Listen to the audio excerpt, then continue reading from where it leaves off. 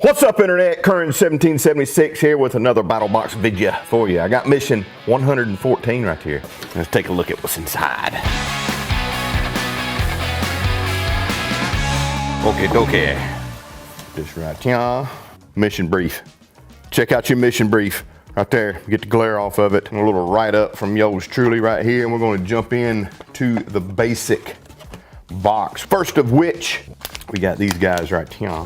These things are freaking fun, and one of those like, why didn't I think about that kind of products when I first saw these a while back? What we've got here is the Triumph Bottle Blaster Target Caps. This is a cap that goes on the water bottle that has a membrane in it where you can pump up or you can pressurize the bottles, and then when you shoot the rascals, creates a loud pop explosion, if you will, when the ammo pierces the pressurized bottle. All right, so what we got here is we got ourselves a mesh bag, 5 of these bottle caps here, and an inflation needle, like for basketball. Put the bottle in there with the cap on it, and you inflate it while it's in here, just in case something were to pop loose or whatever, or the bottle were to rupture or whatever. It does it inside this bag. Inflate it to about 60 PSI. Set your target out wherever you want to, your bottle out wherever you want to shoot it.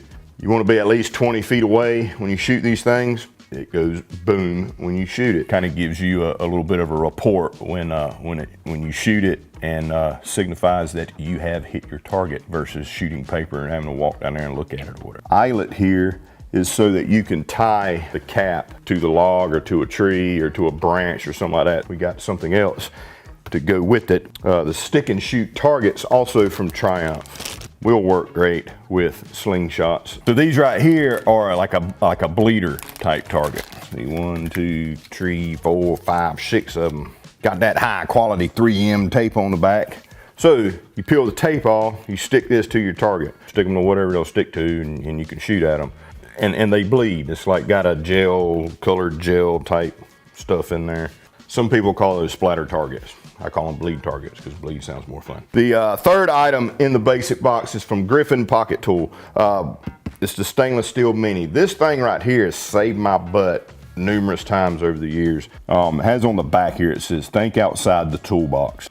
I've used it as a pot hanger to hang, not pot, like a vessel pot over a fire. So you could tie a piece of wire or cordage into this hex key here, and then this acts like a hook so you can hang your pot or whatever over the fire with it.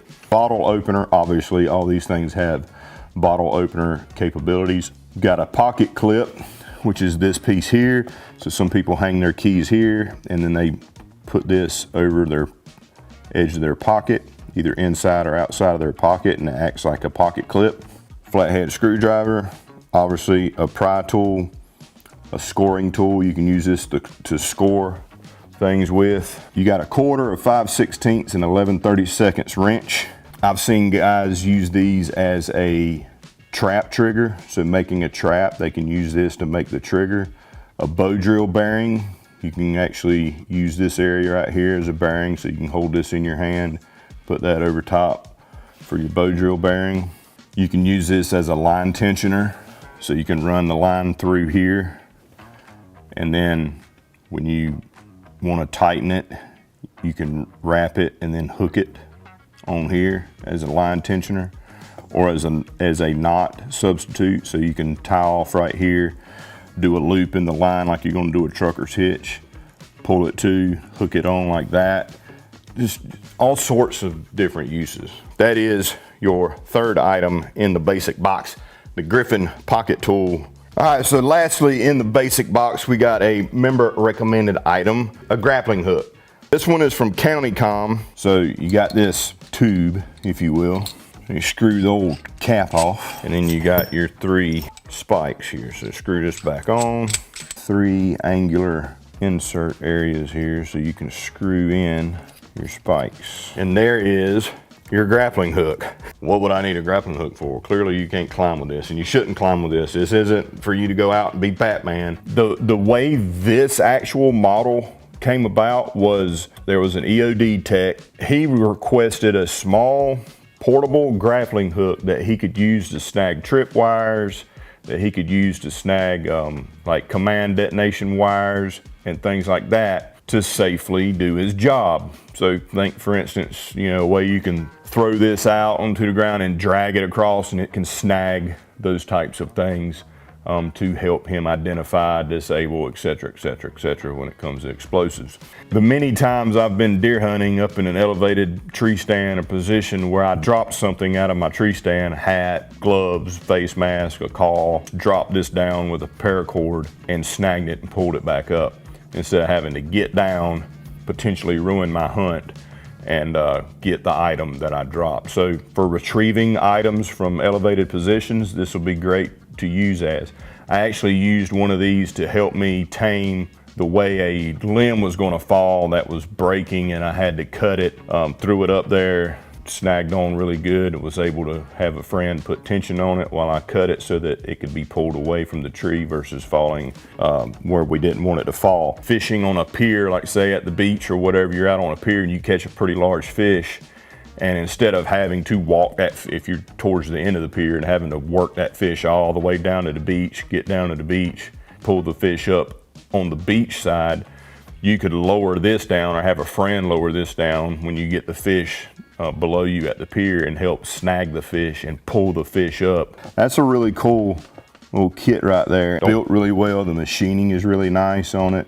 Called the pocket size grappling hook. They make a larger one, but it was freaking large. Like, the advanced box item is the bare bones carbon skillet or skillet pan, whatever you want to call it. I call it my hobo skillet because it reminds me of, like, you know, like old cartoons or old shows or whatever where you had the hobo and he always had like a little skillet or a pan hanging from his pack if he had a pack. If not, he had a stick with a handkerchief hanging from the end of it. There are instructions in here as far as how to wash it. So according to them, this is hand blued. It's not going to stay blue. It will, as you season it and as you using it, it will eventually turn black, which is a good thing because it means it's seasoned very well. And then you have the awesome non-stick stuff going on, right? And then you've got your handle insert there. So it's very packable because you can take the handle off, right? So you got your handle. It has a bolt that kind of goes in to here. You screw that dude on there. It's a walnut handle. Boom. So now you've got a way to hang it if you want to with the end right here, and there is your handle. Oh yeah, and just to come back to this, I meant to say it earlier, there are instructions on here on how to season this. So you can season it in the oven. You can season it just by using it. That's how the old school way of doing it is. All right, so next up is the Prob Box from Parcel Safety. We got this dude right here. Get the glare off of him. Right there, the PD 101. Show it to you right here. So here you've got your mask. You got a high quality voice box diaphragm right here for easy communication, so you don't sound entirely like Darth Vader when you're talking to people. Got an impact resistant face shield that is anti-fog, so it's suitable for hot and cold weather environments. And it takes bayonet style filter cartridges, which you get 2 of right here. And this is the 5-point adjustable harness. Comfortable and sealable fit. So here is your bayonet style cartridges. So the ones in here are PA3 bayonet filters, effective for filtration of organic vapors and particulates. All right, so, but as long as it's a bayonet style filter, you can buy multiple different types of filter cartridges for these. So, I mean, in a real SHTF situation, that could happen. You know, you get all the people that, it's never gonna happen. Have you seen what's going on in the freaking world and in this country over the last, I'll just say few months, could go back further than that, but we'll just talk about the last few months. Things are getting weird out there, man. I don't leave anything off the table that could possibly happen. So you need things like this just in case, right? Slap that dude on like that. It just toggles in like that right there, and then you lock her in place. So that's what it looks like with the filter cartridges on it. I get I have a beard. I'm doing an unboxing. I'm not gonna shave my beard to put this on, okay? You need to have a clean shaven or mostly clean shaven face to get a proper seal using devices like this. It's amazing I have to freaking say that for the stooges on the internet. You can't wear that. You got a beard, blah, blah, blah. I'm gonna put it on. I'll do what I want. And to be quite honest with you, I do sound like Darth Vader. This mask came in the box that I'm doing a video on. I'm putting it on my face to say I put it on my face. You dig? You should be clean shaven to get a proper seal. But that's what it looks like. Now the Pro Plus this month is recommended by me. It doesn't say that on there, but I'm just gonna say that. Simply because I designed this rascal. This knife right here is one that I've been working on for, is it 2 years? I think it's been right at 2 years I've been working on this thing. Couple different iterations, and I finally got it figured out how I wanted it to look like with the color and everything. And we have in our hands now the Ruck and River Savannah, named it the Savannah. So what you get is incandescent thing. Don't eat that either. So you get this case right here that's got my logo on there, current 1776 right yonder. Zip that dude open and we get a nice little cleaning cloth with my logo on it. Get a sticker, the Savannah itself. There will be a little bit of oil on here. And here we got it. My very own full build design, yada, yada, yada, whatever you want to call it, folder. The Ruck and River Savannah. Check it out. So the reason I went with these colors is here on my area of the Savannah River, it is kind of dark. The water's kind of dark colored. It's a tannic color. That's the reason behind the kind of black color, the black micarta and the bronze hardware. All right, so here's the specs. The blade length is just over 3 inches. The overall length is 7 3/8 inches. It has Bowler K110 steel. It is a flat grind. It has black canvas micarta scales, bronze hardware. It is a button lock. You can see right there, you push the button and it will close. And it has an ambidextrous clip and a ball bearing pivot on it. And the joker is freaking smooth. I love it. So we got Ruck and River on this side, and then you have my signature on the other.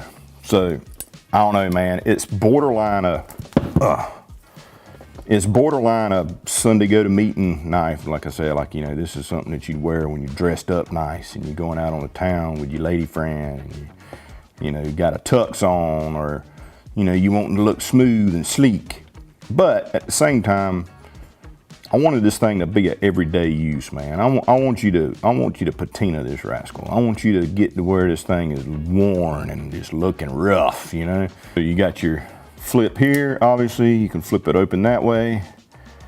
There is your button lock, so you push that and it will close. Or you got your thumb stud here on the side here, in which you can open it like that.